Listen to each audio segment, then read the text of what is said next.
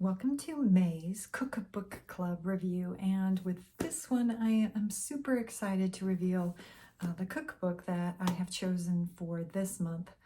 When I look at cookbooks, again, I go through a variety of different things. Sometimes it's a little sentimental. A lot of it's based on seasons, right? As we move into warmer months, we want warmer cooking or easier that you can do, maybe not necessarily putting into the oven, maybe more raw eating even, where you can just slice and dice and bring it on outside and enjoy a picnic. Or again, comfort food tastes absolutely wonderful as we move into winter and the nights it gets a lot darker a lot earlier, and you're just looking for something that's a little more wholesome, something that'll kind of nourishes your soul with the food that you're consuming. So when I'm picking out my cookbooks, again, I do so for a variety of reasons, which is why, when I have a shelf up in my kitchen filled with different cookbooks, it's for those different needs along the way. Because some months, again, you just want to pull something, to be nurtured by it, to be comforted by it. And the next month, maybe it's something that you can get in and out of the kitchen quickly because you got a million things to do because it's light outside until 9 or 10 o'clock at night. Love those months. Those are my absolute favorite, which is why May is such an exciting month for me. We're inching closer to the longest days of the year here where I live in the Pacific Northwest. And even though it's currently raining still just a little bit as we continue to move through spring, I know summer's on the way and already doing a ton of planning and planting out in my garden, just really enjoying things. So what I look for in a cookbook for this time of the year is something that takes advantage of all of that and just lets my creativity run wild, and to take all the great foods that are starting to show up in the supermarkets. And our farmers market is going to be starting here in a couple of weeks, so excited about that. And just all the fresh flavors, just a ton of different ingredients that are going to be available here very soon. So when I found this gorgeous cookbook, I was instantly attracted to it. Not even so much for the recipes inside, right from the cover, right from the start. Sneak peek right here. Cooking from the Spirit by Tabitha Brown. Look at that gorgeous cover. Isn't it just gorgeous? That is one of the things that, like I said, attracted me instantly. Her kitchen is gorgeous. I love, look at that dress that she has on. I want that dress. It's just so beautiful. Flowers in the background, everything about it just kind of speaks right to my soul. So again, when I saw this on the shelf, it was like, yes, I have to have this particular cookbook because it looks absolutely incredible.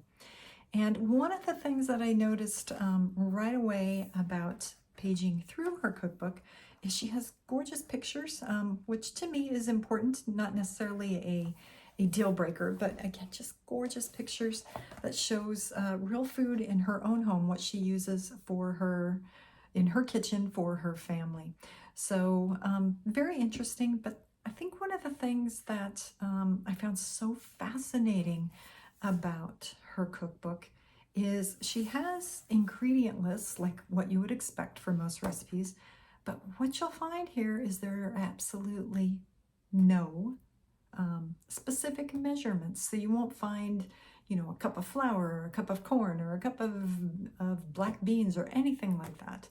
Not a teaspoon of various spices or none of that. All it is simply a list of the ingredients that she uses for each of the recipes in this book. And then what she teaches, what she guides you through, is how to start trusting your judgment when you're putting your recipes together. Now, this is something that I found, obviously, from cooking over the last few years here, is it's something that you start piecing together yourself. When I'm baking, when I'm just recently made a zucchini bread, one of my very favorite zucchini bread recipes, it calls for a 1/4 teaspoon of cinnamon. Now, to me, I couldn't even taste that. My family has, I guess, adapted, you would say, to a lot of cinnamon. We like the spice. We like cinnamon, nutmeg, coriander, all mixed up. Just has a wonderful flavor to us. It's something that we just truly adore in recipes, especially baking and more of the spicy side of breads and cookies. So for me, it shoots way up there towards a teaspoon or even 2 teaspoons, depending on how I'm feeling that day. But I don't actually get out a teaspoon. I don't get anything out. I just take the little shaker bottle and just kind of shake it over the flour as I'm mixing everything in. And that's how I choose to make things like my zucchini bread, because I have experience with it. I've used the same recipe for the last couple of years here. It's something that I know well, and I can just feel what I want to put into the recipe, what feels good to me today, and just what looks right as I'm, mixing it into the ingredients. And that's something that this beautiful book has, is she has this exact same approach with every recipe that she has listed in here. And it's a little maybe unnerving the first time you go through it, because you pull a recipe up and you're like, well, how much should I put in there? But if you really start trusting in who you are and how you're cooking, you'll find that it really does come naturally. I remember when I was little and I would walk into my grandmother's kitchen. She'd been cooking since she was in the 8th grade. Her mother passed away when she was in the 8th grade, and being the oldest girl, she naturally just picked that up for her family. And she was the most incredible cook. But that was something that my grandmother had an art for, is I never saw cups or teaspoons or tablespoons or anything like that. It was just a matter of a dash of this and a dash of that, and throw this in and a pinch of that, because that's what worked for her. And this book kind of brings that feeling back into my own kitchen of, trusting what you feel belongs in that recipe. And I think if you start with what she has here, you'll find that you start incorporating that into a lot more of your cooking. Because once you start getting that feel for what tastes good, what feels right, you start doing that in a whole host of ways. Again, with my zucchini bread and my cinnamon. It's wonderful just that you get a feeling for what should be in the food, what's going to make it taste right for you, your family, and for, your taste buds. Because quite frankly, isn't that what it's all about in the first place?